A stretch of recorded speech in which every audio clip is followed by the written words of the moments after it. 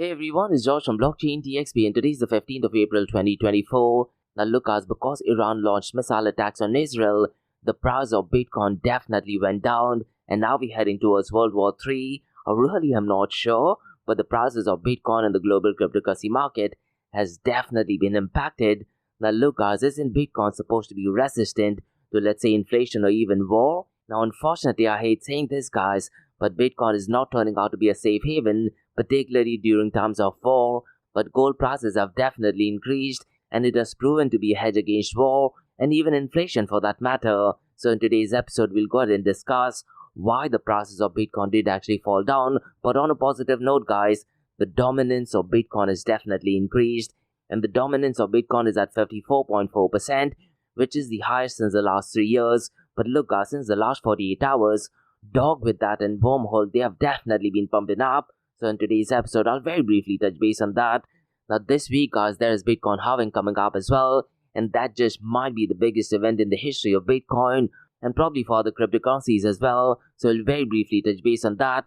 Now in the world of ordinals guys, Bitcoin ordinals is definitely making some news, isn't it?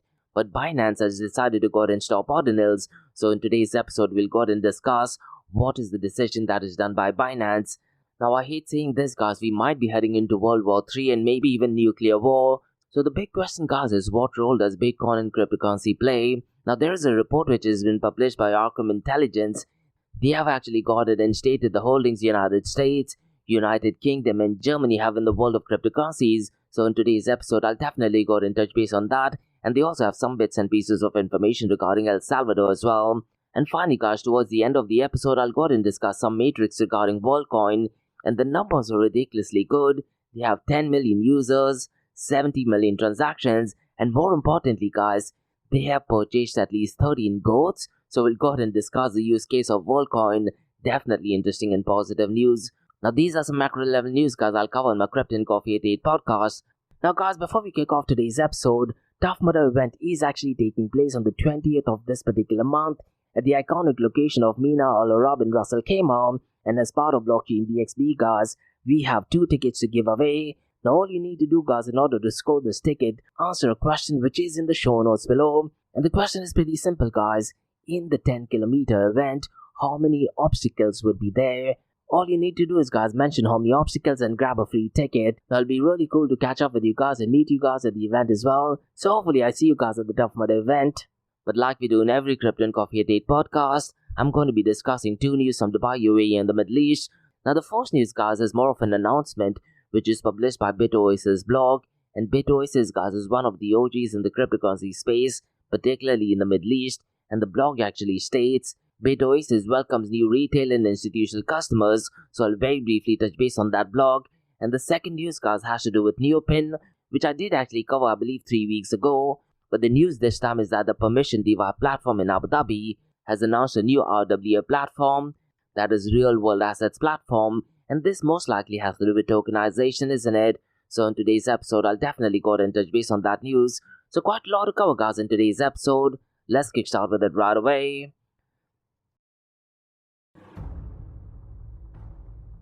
Welcome to the Crypto and Coffee at 8, the daily podcast that keeps you up to date on all latest developments in the world of cryptocurrencies, blockchain and NFTs. Join us Monday to Friday as you kick off your day with a cup of coffee and a deep dive into the exciting and rapidly evolving world of digital assets. We'll cover the latest news and trends in the cryptocurrency and blockchain space, as well as delve into the growing world of NFTs or non-fungible tokens and metaverse. Plus, we'll keep you updated on the latest developments from Dubai, UAE and the wider Middle East region. Whether you're a seasoned crypto enthusiast or just getting started, Crypto and Coffee at 8 has something for you. Our expert host will provide insight and analysis on the most important topics in the industry and help you stay up to date on the latest developments. We'll bring you interviews with leading figures in the crypto and blockchain space and explore the ways in which these technologies are changing the world around us, from the impact on traditional financial systems to the potential for revolutionizing industries and transforming societies. We'll cover it all on Crypto and Coffee at 8. So tune in and join us for a daily dose of Crypto and Coffee at 8, and let's stay ahead of the curve together. We'll start your day off right with the most important news and insights from the world of cryptocurrency, blockchain, and the metaverse, and help you navigate this exciting and rapidly evolving landscape. In Crypto and Coffee a Day, the daily podcast covers the latest developments in the world of cryptocurrency, blockchain, and the metaverse. We'll also bring you updates on the latest news from Dubai, UAE, and wider Middle East region. This also includes a range of topics such as developments in the local and blockchain industry, including new projects and initiatives, regulatory updates, and policies related to cryptocurrency and blockchain in the region, local and regional events and conferences focused on crypto and blockchain, interviews with leading figures in Dubai, UAE, and Middle East crypto and blockchain community, coverage of any significant news or events related to cryptocurrency and blockchain in the region. By covering these local and regional developments, in addition to the wider world of cryptocurrency and blockchain, Crypto and Coffee a Day aims to provide a comprehensive overview of the industry and its impact on the Dubai, UAE, and Middle East region. Now, before we kickstart today's episode, I have an important message, so check this out. Thank you to our sponsors for being part of the Blockchain DXB journey. Firstly, Advanced Media.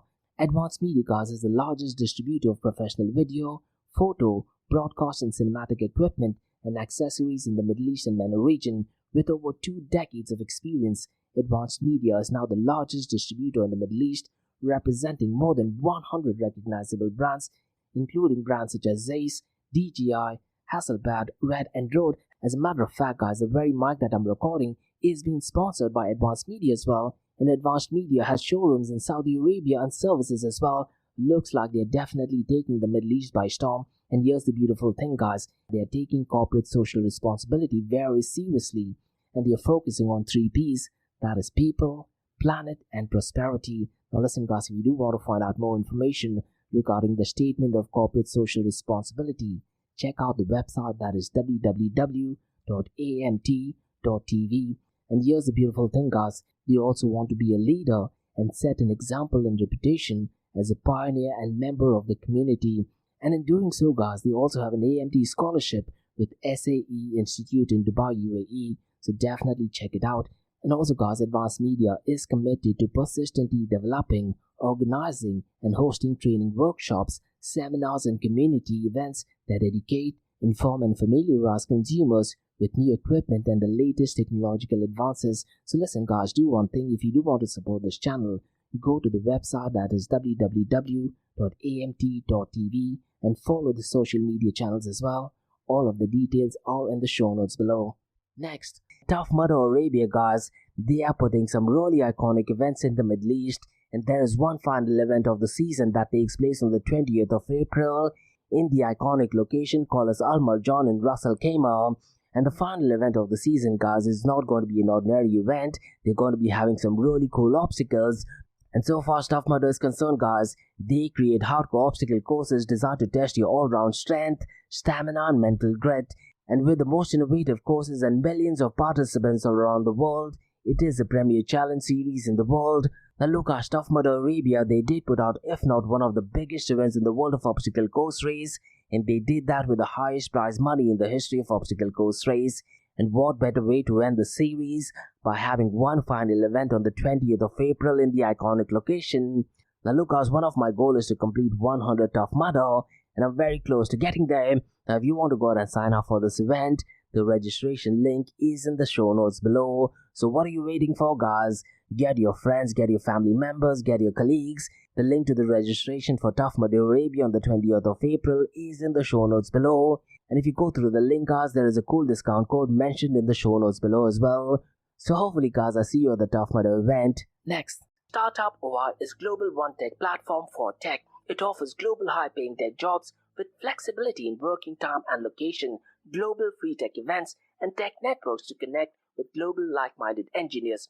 A brilliant platform to listen to the tech experts in Metaverse and to grab their insights. Now listen, all you have to do is download the app Startup OI. If you're using an Android version, go to Google Store and App Store for iOS devices. Alternatively, you can also click on the show notes below to download Startup OI. Next, guys, listen, if you're into fitness, if you're into adventure, if you want to do something wild but still want to keep your health in check, there is a new podcast in town, a podcast focusing on obstacle course race in the Middle East.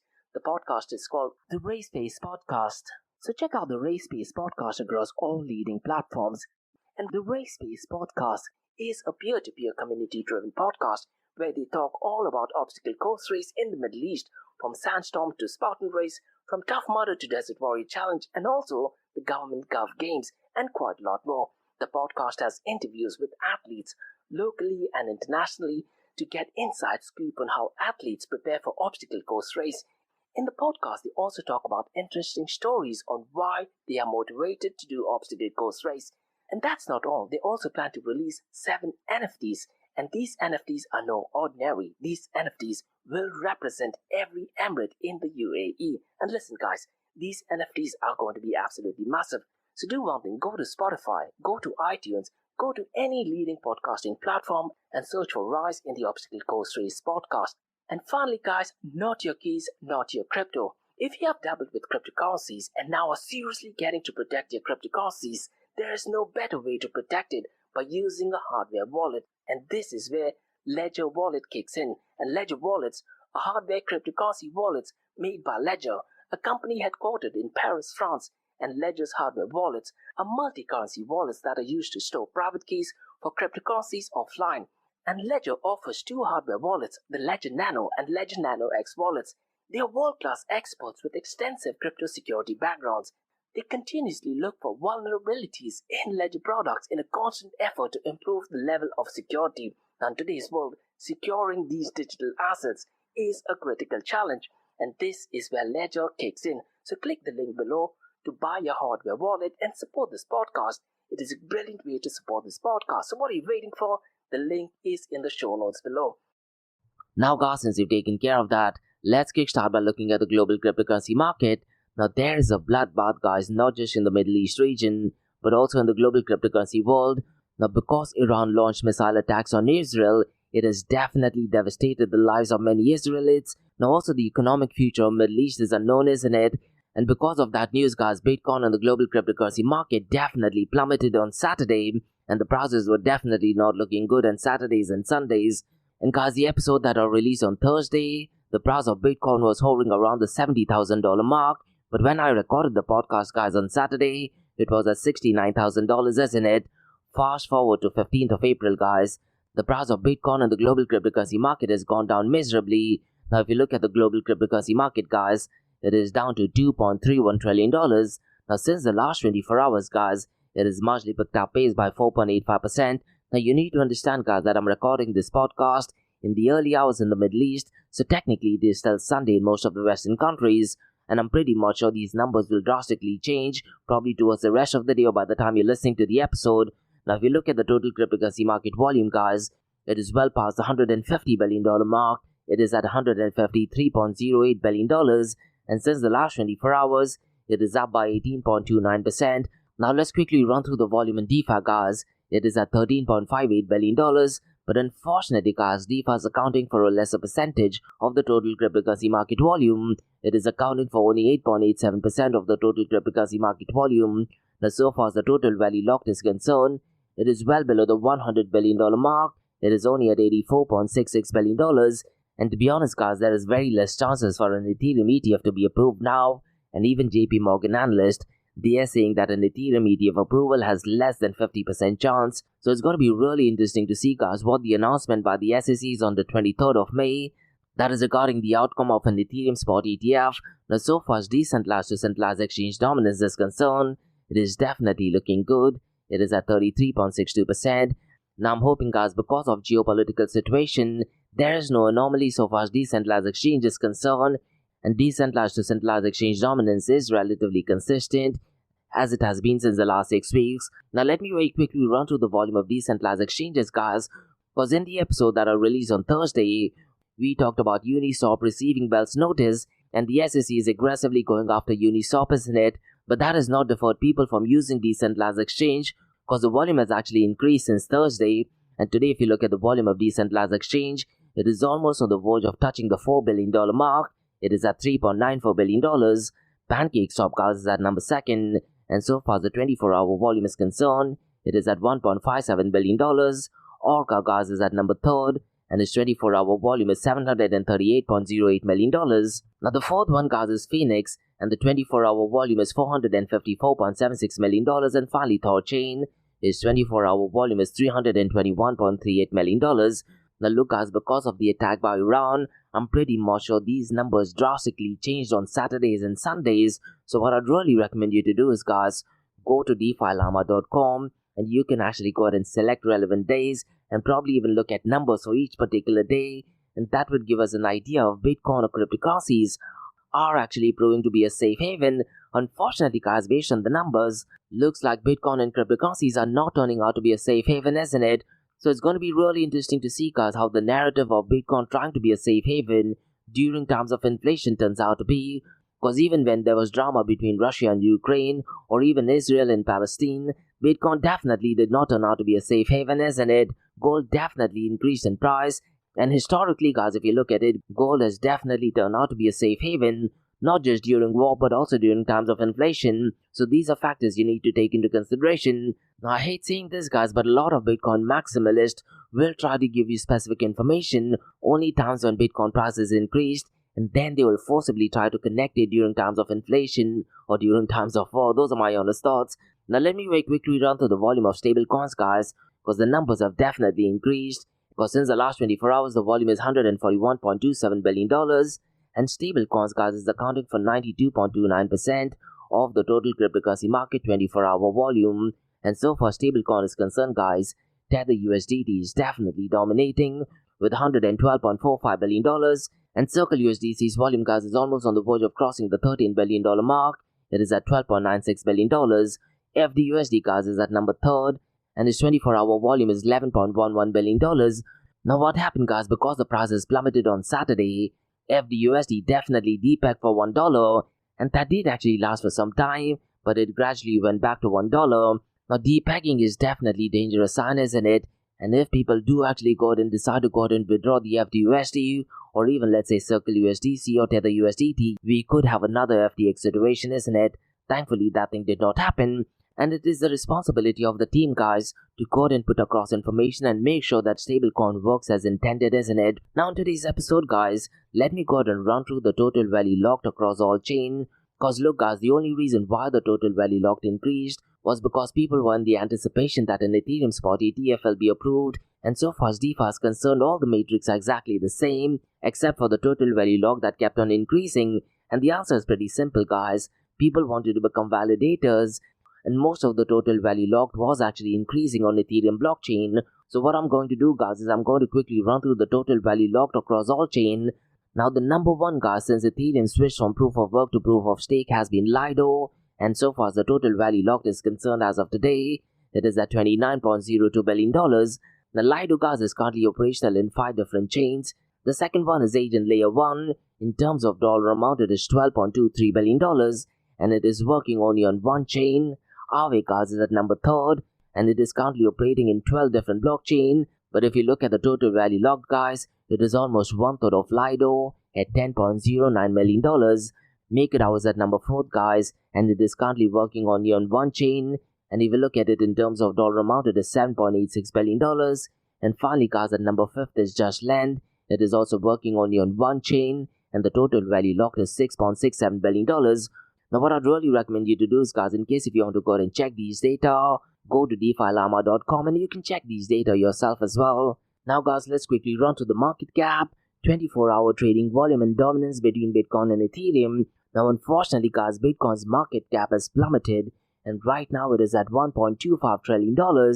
This is absolutely scary, isn't it? This just shows the power of geopolitical situations on Bitcoin. Now listen guys, we have so much about Bitcoin not being affected by war, but clearly there is a direct correlation, isn't it? Now along with Bitcoin guys, even Ethereum's market cap has gone down, and it is down to $3.66 billion. Now if you look at the 24-hour trading volume guys, Bitcoin's 24-hour trading volume is $53.7 billion, whereas Ethereum's 24-hour trading volume is $27.70 billion. Now look guys, if you do need some technical analysis, Glassnodes, they tend to provide weekly insights, and in that weekly insights they go ahead and mention who are the guys who have got it and sold a lot of the Bitcoin. Are these long-term holders, or are these guys who have just gotten into the Bitcoin and cryptocurrency game? The most likely guys, I might be interviewing the lead on-chain analyst for Glassnodes, that is Checkmate. Now if you do have any questions regarding the psychological behavior of buyers and sellers, mention them in the comments below. or drop me an email. I'll be more than happy to go ahead and ask him. Now, regarding dominance, guys, Bitcoin's dominance is at a staggering 54.40%, and this is the highest dominance Bitcoin has had since almost 3 years now. But unfortunately, guys, Ethereum's dominance has gone down, and it is at 15.90%. Now, guys, before we look at the king of all kings, that is Bitcoin, this week, guys, what I'm going to be doing is I'm going to go ahead and discuss some of the technical components of Bitcoin, because on the 19th or 20th of this month, we have the Bitcoin halving, isn't it? And this might just be one of the biggest events for Bitcoin and also for the global cryptocurrency world, to be honest. So what I want to do is this week, guys, I want to go ahead and discuss some technical elements of Bitcoin.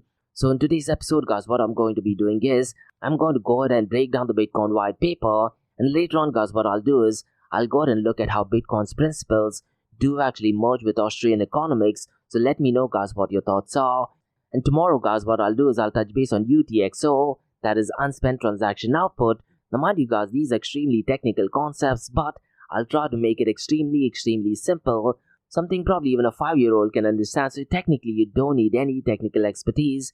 And on Wednesday, guys, what I'll do is I'll try to explain what Taproot and Snort signature is. And I will also touch base on ordinals, that is NFTs on Bitcoin blockchain. And finally, guys, on Thursday, we'll take a deep dive into Lightning Network and Liquid Network.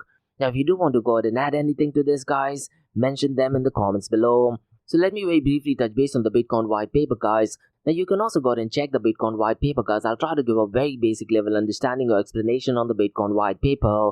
Because look, guys, traditional monetary systems rely on centralized authorities like banks or governments to go ahead and maintain and regulate currency, isn't it? However, guys, this centralized control can actually lead to issues such as inflation, corruption, and limited access to financial services for some people. And Satoshi Nakamoto, guys, saw these problems, and he aimed to create a system that doesn't rely on trust in any single entity. And he actually went ahead and created a distributed system. Now, what I'd really recommend you to do is, guys, go to the Bitcoin white paper, and I do have this very simple question. In the Bitcoin white paper, how many times is the word decentralized used, and how many times is the word distributed used? Mention your answer in the comment section below. Now, so far as Bitcoin is concerned, guys, Bitcoin achieves distributed nature by operating on a peer-to-peer network instead of a centralized authority controlling transactions. Every participant in the network has a copy of the entire blockchain history, known as the Bitcoin blockchain, and this eliminates the need for intermediaries like banks, which can actually reduce transaction costs and increase efficiency. And so far as transaction is concerned, guys, Bitcoin allows users to send and receive payments directly without going through financial institutions, and each transaction is verified by network nodes through cryptography recorded on the blockchain. And this transparency, guys, ensures that transactions are secure and cannot be tampered with. And look, guys, when you talk about the definition of Bitcoin, the ideal definition for Bitcoin should be peer-to-peer electronic cash system. And according to me, guys, Bitcoin is the purest form of money. Now, Bitcoin uses a consensus mechanism called as proof of work. Now, let me very briefly explain this, guys, because in order to prevent fraudulent transactions and ensure the security of the network, Bitcoin uses consensus mechanism called as proof of work. And miners who are participants in the network, what they tend to do is they have to compete to solve complex mathematical puzzle. And the first miner to solve the puzzle adds a block of transactions to the blockchain. And because the miner has done that, they are rewarded with newly created Bitcoin, and this process regulates the issuance of new Bitcoins and helps maintain the integrity of the network. Now look, as this is a very general explanation. If you do need any technical explanation, drop me an email. I'll go ahead and explain what is the mathematical problem miners solve. And what I tend to do is, guys, every month I tend to have a session on Bitcoin where we break down certain technical elements. So in that particular session, I'll go ahead and explain what is the complex mathematical problem miners tend to solve. Now, regarding the Bitcoin white paper, guys, let me very briefly touch base on the supply limit, because unlike fiat currencies, which can be printed indefinitely by central banks, Bitcoin has a fixed supply of 21 million coins, and the halving of that is going to take place in just a matter of few days. And this scarcity, guys, is built on the protocol and is achieved through a process called halving, where the number of newly minted Bitcoins generated every 10 minutes is reduced by half approximately every 4 years.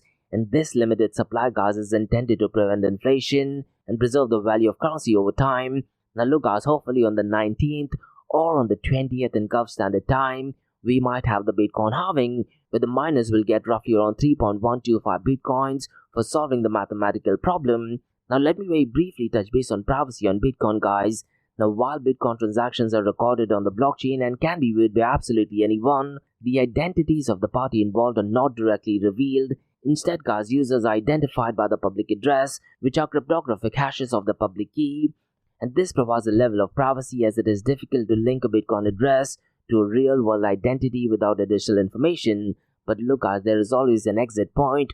So let's say if I have some Bitcoin, if I do want to encash it, or let's say convert it into fiat currencies, I will have to go to a centralized exchange, isn't it? And these centralized exchanges often do have KYCs, so these are things you need to understand as well. Now on a technical level, guys, you need to understand that you have private key, your private key is connected to your public key, and your public key is connected to public address. Now if you need any technical consultation, guys, I'll go ahead and explain how the private key is connected, what are the different hashing algorithms used, that is ECDSA, taproot or snort signature, how the private key gets connected to your public keys, and how the public key is in turn connected to your public address, and quite a lot of other. Now these are extremely technical concepts, so I would not want to go ahead and explain it on this episode. But if you do need any consultation, guys, drop me an email to info@blockchaindxp.com. Now so far as the Bitcoin white paper is concerned, guys, it does actually conclude by summarizing the key features of the system and its potential to revolutionize the way we think about money and financial institutions. It highlights the importance of distributed consensus, security and transparency in creating a digital currency that is accessible to absolutely everyone, regardless of the geographical location or socioeconomic status. Now look, guys, when you talk about Bitcoin open blockchain, you need to truly understand the pillars of open blockchain, which is actually popularized by Andreas Antonopoulos, that is open source, publicly verifiable, borderless, censorship resistant and neutral. And any cryptocurrency, guys, that do not follow the ethos of open blockchain, they are definitely not blockchain. They might be cryptocurrencies, but they are permission blockchain. And the other word for permission blockchain, guys, according to me, is a simple software.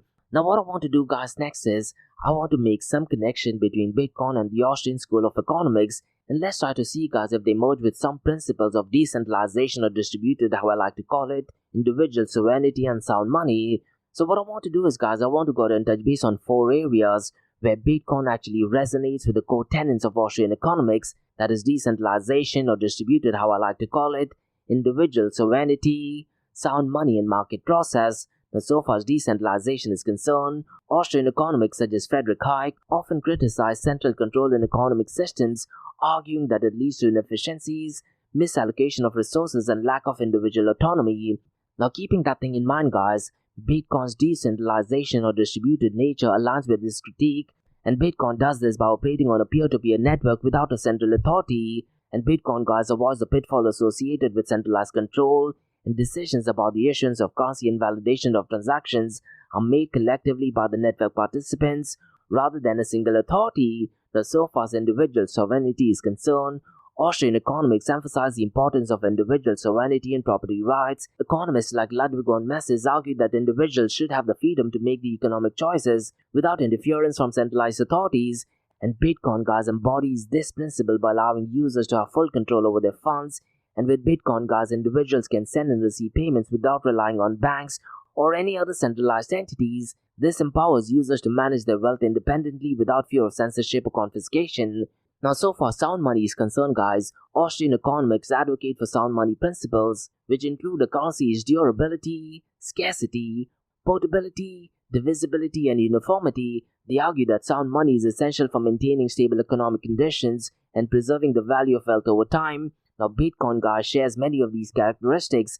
Its limited supply of 21 million coins, enforced by its protocol, ensures scarcity similar to precious metals like gold. Additionally, guys, Bitcoin's decentralized nature and cryptographic security makes it extremely durable and resistant to manipulation by centralized authority. Finally, guys, regarding market process, Austrian economics emphasizes the importance of the market process in allocating resources efficiently, and economists such as Karl Menger and Friedrich Hayek argued that decentralized or distributed markets facilitate better decision-making and resource allocation compared to centralized planning. Now Bitcoin, guys, operates on a market-based system, isn't it, where supply and demand determine its price, and participants in Bitcoin ecosystem freely buy, sell and exchange the cryptocurrency, driving innovation and competition.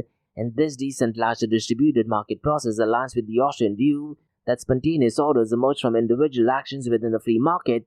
Now look, as overall Bitcoin's principles of decentralization, individual sovereignty, sound money and reliance on market processes resonate strongly with the core tenets of Austrian economics. Both Bitcoin and Austrian economics guys challenge the traditional paradigm of centralized control in finance and advocates for decentralized, individual-centric approaches to economic organization. So let me know guys what are your thoughts are regarding Bitcoin and Austrian economics. If you do have any points to mention them in the comments below. Now guys, let's look at the king of all kings, that is Bitcoin. Now unfortunately guys, because of the attack by Iran, the prices of Bitcoin did actually fall down, and right now it is at $63,862. Since the last 24 hours at its much picked up pace, it is up by 3.12%, but since the last 7 days guys, it is down by 7.89%. Now look guys, I hate saying this, but Bitcoin is definitely not turned out to be a safe haven during times of war, definitely not during times of inflation. So this whole promise of Bitcoin to be inflation resistant and resistant to war is definitely not happening, isn't it? But look guys, Bitcoin and cryptocurrencies is just little over a decade, isn't it? Maybe we need to give it some more time. Now Ethereum guys has a very high chance of going below the $3,000 mark, because right now it is $3,067. And let's say guys, if the SEC decides on the 23rd of May that an Ethereum ETF will not be approved, I'm pretty much sure the price of Ethereum might actually go below the $2,500 mark as well. Right now it is $3,067. Since the last 24 hours though, it has much picked up pace and it is up by 5.26%. But since the last 7 days guys, it is down by 9.85%. Binance BNB Coin guys is at $549. Since the last 24 hours, it is up by 4.10%. And since the last 7 days guys, it has strangely been up by 5.49%. And later on guys in the episode, I'll go ahead and discuss what decision Binance has done regarding ordinals. But before that guys, just let me run through some numbers as to what happened over the weekend, because the price of Bitcoin plummeted after Iran launched missile attacks on Israel, sparking widespread selling of cryptocurrencies. Now listen guys, this marked Iran's first direct assault on Israel, raising fears of a full-scale conflict, and now we're heading into World War III? I really am not sure guys. And just few weeks ago guys, I did have an interview with the CEO and founder of Fango, and as part of the interview I did actually ask him what happens, let's say, if we are heading towards World War III or nuclear war, and he did actually give a really interesting answer. Now as much as we dislike saying it guys, we might be heading towards World War III, isn't it? Hoping that thing does not happen, because on Saturday guys, Bitcoin prices did actually drop by 8.07%, and it did actually go down to $61,710, following a previous 5% decline. Now despite the recent losses guys, you need to remember that Bitcoin did actually reach an all-time high of $73,750, and that happened earlier this year, isn't it? Now with Bitcoin halving coming up in less than a week, I'm pretty much sure the prices of Bitcoin and the global cryptocurrency market is definitely going to be impacted. Now regarding Bitcoin guys, there's a really interesting matrix, and that is to do with Bitcoin dominance, and Bitcoin's dominance is actually pumped up to 54.44%, reaching a multi-year high. And what has happened guys since the last 24 hours, Dogwiththat and Wormhole have been significantly up. If you actually go to CoinMarketCap, Wormhole has been up by 33.61% since the last 24 hours, and Dogwiththat is up by 28.08%. So it looks like NFTs are definitely making some news, isn't it? Now so far as NFTs on Bitcoin blockchain is concerned, we do have some negative news, and that is regarding Binance, and they have actually decided to go ahead and cease support for trades and deposits of Bitcoin NFTs starting 18th of April. And Binance did actually mention in the blog guys that users will no longer be able to buy, deposit, and even bid on or list NFTs on Binance's NFT marketplace via Bitcoin network. Now the official news guys is via Binance's blog, and it is in the show notes below. Now look guys, it's really important to note that Binance ranks as the second most favored network for NFT trading, with its total trading volume for digital collectibles in the past 30 days, even challenging Ethereum's dominance. And this information is actually published by cryptoslam.com. Now it's going to be really interesting to see guys how the volume in Bitcoin ordinals react, considering the fact that 18th of April is literally 24 to 48 hours before Bitcoin halving. So really interesting move by Binance, to be honest. Now guys, let me go ahead and discuss some information regarding US, UK and Germany, and let me go ahead and share some information regarding the crypto holdings, because according to Outcome Intelligence, which is a crypto analytical firm, United States of America, United Kingdom and Germany are the leading countries in terms of government-held cryptocurrencies. Now so far as the US is concerned, the US government tops the list with 212,847 bitcoins, along with holdings in cryptocurrencies like Ethereum. Now so far as the British government is concerned, they are currently number second with 61,244 bitcoin, and Germany guys now holds 49,859 bitcoin. Now, a few weeks ago, guys, I did talk about El Salvador as well, isn't it? And El Salvador has been steadily acquiring cryptocurrencies, particularly Bitcoin, and President Nayib Bukele did actually announce that he'd be purchasing 1 Bitcoin every day for the country. Now look guys, if you want to go ahead and look at this information, the information is in the show notes below. Now really I'm curious to check guys, where does United Arab Emirates stand, or maybe even Saudi Arabia, so far as government holding of cryptocurrency is concerned. Now guys, let's discuss some metrics regarding Worldcoin, and they have reached 10 million users, 70 million transactions, and guys, they have purchased 13 goats as well. So really interesting matrix to be honest. And Worldcoin app guys has 10 million users with 2 million daily active users and over 5 million multi-active users. And users guys have signed up with the eye scanning device that did actually create quite a lot of buzz and debate in the privacy world. Now so far as Worldcoin is concerned guys, they aim to provide a universal basic income. Now regarding universal basic income guys, I really am not sure what Austrian economics has to say regarding this. Now, if you do know about UBI or Universal Basic Income and its thought process with Austrian economics, mention them in the comments below. Now, regarding Worldcoin, guys, a user in Kenya has actually bought a goat with Worldcoin, sparking donations that led to 13 goats. Now, here's the interesting bit, guys. The first goat was named Sam, and that is after Sam Altman, who's the co-founder of Worldcoin and CEO of OpenAI. So, definitely interesting name, isn't it? Now, so far as the matrix of Worldcoin is concerned, guys, Thiago Sada, the head of product, engineering and designer at Tools of Humanity, which is developing the Worldcoin, did actually give out the information via Twitter, and it is in the show notes below. So those were the news guys on the cryptocurrency and blockchain world. Now let's look at 2 news from Dubai, UAE and the Middle East. Now the first news guys has to do with a blog which is published by BitOasis, and what they are stating is that they are welcoming new retail and institutional customers. So let me go ahead and explain some information regarding this news, because look guys, when you talk about Middle East, BitOasis is kind of like the OG cryptocurrency exchange. They've been operational going back to 2016, and back in 2016 guys, I used to attend a series called as Next Money series, and the CEO and founder of BitOasis, she used to go ahead and explain the benefits of peer-to-peer electronic cash system that is Bitcoin. Now this was still in the early stages for some of them, to be honest. Now so far as this news is concerned guys, what the blog states is that BitOasis resumes accepting new registrations from retail and institutional customers starting 12th of April 2024, and users can create accounts on the platform for buying, selling and trading over 60 tokens with various currencies like the dirham, even Saudi Arabia Real and US dollar as well. And BitOasis guys in the blog is emphasizing safe, secure and convenient transactions, and details on registrations and verification processes available on BitOasis website.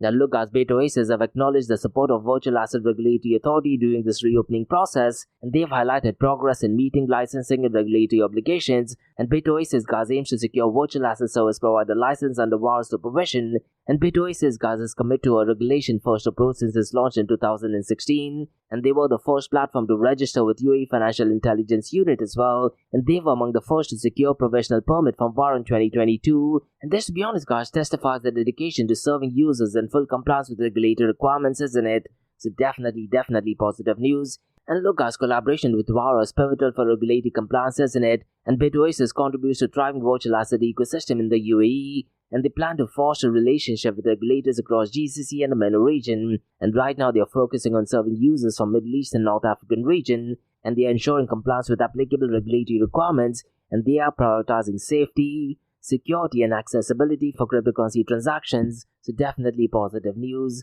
Now guys, let's discuss second news, and this is to do with Neopin. And the news essentially is that the permission DeFi platform based in Abu Dhabi, they have gone ahead and made an announcement of RWA platform that is real world assets in DeFi. Now Neopin guys is based in Abu Dhabi, and they combine traditional finance liquidity with blockchain technology, and they aim to be a global player in RWA DeFi protocols, also called as real world assets. And their objective includes developing a dedicated real-world assets platform with an order book, and they plan to expand innovative real-world asset product offerings focusing on multi-chain strategy for RW expansion, and is designed to meet diverse needs of institutions, users, and the industry. And Neopin guys provides a simplified solution for institutional participants, and they feature a decentralized order book for global user ease, and they plan to launch 5 real-world asset products in collaboration with institutional partners. And in March guys, they launched entry into $5.7 billion global real-world asset market, and the success of real-world asset derivative products boost total value locked to over $200 million. So definitely an interesting news. and they aim to attract global institutional partners and users. And Gaza's CEO, that is Ethan Kim, emphasizes positioning as essential infrastructure for institutions. And Newpin Gaza, as you know, is an Abu Dhabi-based decentralized financial platform, and they've also collaborated with Abu Dhabi Global Market to create DeFi regulations. So definitely an interesting news. But what I'm going to do, guys, is I'm going to go ahead and drop them an email, and let's see if I can get an interview with them. And I do want to go ahead and ask a couple of challenging questions as well. So let's see if I get a positive response from them. And that's about all, guys, from Cryptocurrency Blockchain World, from Crypto Incorporated, from Blockchain DXP.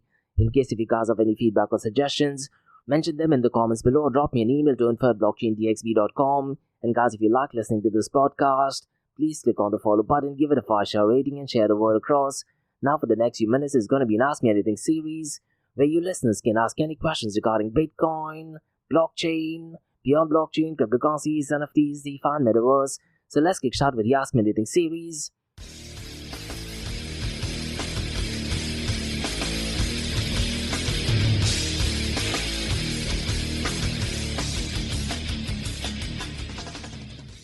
Hey everyone, it's Josh from Blockchain DXP listening to the Ask Me Anything series, where you listeners can ask any questions regarding Bitcoin, blockchain, beyond blockchain, cryptocurrencies, NFTs, DeFi, and Metaverse. I have a question by Lila who asks, it's fascinating to see governments accumulating cryptocurrencies.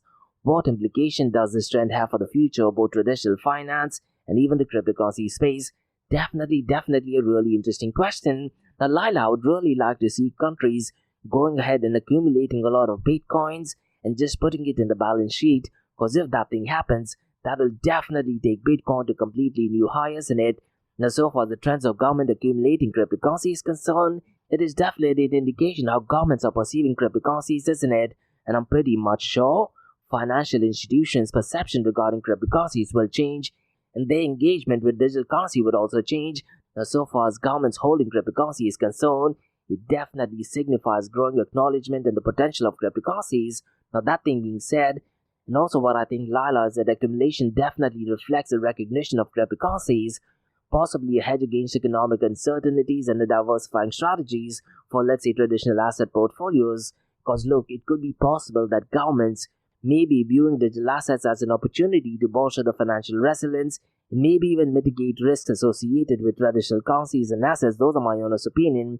And look, Lila, the accumulation of cryptocurrencies by governments does severely underscore increasing acceptance of digital assets as legitimate financial instruments. And to be honest, this trend, Lila, could actually pay for greater economic clarity and even mainstream adoption. However, you also need to understand that this development also raises important implications and challenges. If you look at market influence of government holdings, it can be absolutely significant and could actually lead to heightened volatility and concerns about market manipulation. The last thing you want is governments to go ahead and acquire a lot of cryptocurrencies, because look, at the end of the day, Lila, the whole promise of Bitcoin was separation of money and the state. And Satoshi Nakamoto, when he actually wrote the white paper, he wanted peer-to-peer transactions, isn't it? But what I'm noticing is that the role of the state has been replaced by multi-trillion-dollar companies and even state enterprises. Keeping that thing in mind, I'm really not liking that news as well. But on the other hand, you can also think of it that the accumulation of cryptocurrencies, let's say by government entities, could actually intensify global competition. And when you talk about limited supply of Bitcoin, it's all about demand and supply, isn't it? And this would definitely drive the price of Bitcoin, to be honest, to completely new heights. But at the same time, there are cryptocurrencies with unlimited supply, or really I'm not sure how the price of that would react. Now, so far as competition is concerned, global competition and geopolitical dynamics surrounding digital assets, Lila, could definitely have a massive impact by governments acquiring a lot of cryptocurrencies. Now, more importantly, what I think, Lila, is that effective communication and transparency are extremely essential to go ahead and, let's say, manage public perception and confidence in government-held cryptocurrencies. And the more government goes ahead and talks about it, probably even releases educational series, that would actually build trust among stakeholders through open dialogue, and proactive risk management measures will be paramount to foster mainstream acceptance and adoption. So what I think, Lila, is the accumulation of cryptocurrencies by governments definitely presents opportunities for innovation and financial inclusion, and it also entails significant responsibilities and challenges. But at the macro level, we get regulatory clarity, robust infrastructure, and overall better acceptance of cryptocurrencies. But at the same time, you need to understand why Bitcoin was created. Bitcoin was created as a movement towards separation of money and the state, But if governments and multi-billionaires and trillion-dollar companies go ahead and start accumulating a lot of the cryptocurrencies, maybe Bitcoin might have failed. Those are my honest thoughts. And that's about all, guys, from the Ask Me Anything season Blockchain DXP. In case if you guys have any feedback or suggestions, mention them in the comments below or drop me an email to info@blockchaindxp.com. And guys, if you like listening to this podcast, please click on the follow button, give it a 5-star rating and share the word across. And remember, guys, Monday to Thursdays, 8 a.m. to 8:30 a.m. we have Crypto and Coffee at 8, where we cover top news and information pertaining to Bitcoin, blockchain, beyond blockchain, cryptocurrencies, NFTs, DeFi, and Metaverse. And how this series of episodes under Crypto and Coffee at 8 works is, we usually cover some top news and information pertaining to the price of cryptocurrencies, some major breaking news, occasionally short and sweet news as well, news that has an impact in the cryptocurrency world. The other two news and information is related to Dubai, UAE, and the Middle East from the cryptocurrency and blockchain world. And what you're listening to right now is the Ask Me Anything series, where you listeners can ask any questions regarding Bitcoin, blockchain, beyond blockchain, cryptocurrencies, NFTs, DeFi, and Metaverse. So thanks so much for listening, guys, and have a nice one. Bye-bye.